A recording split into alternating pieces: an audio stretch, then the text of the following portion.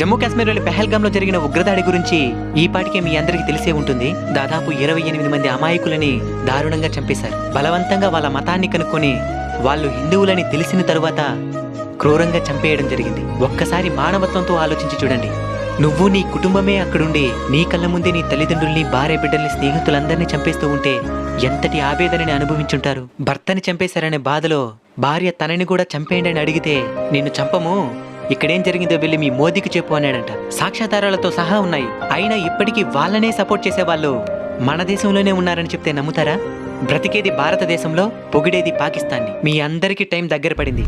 వినాశకాలే విపరీత బుద్ధి అని పెద్దలు ఊరికే అనలేదు. ఇప్పుడు వాళ్ళు చేసిన తప్పుకి పాకిస్తాన్లోని ప్రతి పౌరుడు బాధపడాల్సిన పరిస్థితి ఏర్పడింది. పోయి చెప్పమని చెప్పినాడు కదా మోదీకి, విన్నాడాయన. అందుకే పాకిస్తాన్కి వాటర్ సప్లైని కట్ చేసినాడు, రవాణాని నిలిపేసినాడు. ఇక్కడుండే పాకిస్తాన్ వాళ్ళని పాకిస్తాన్కే పంపించేస్తున్నారు. ఇక పాకిస్తాన్ నుంచి భారతదేశానికి వచ్చి బతికే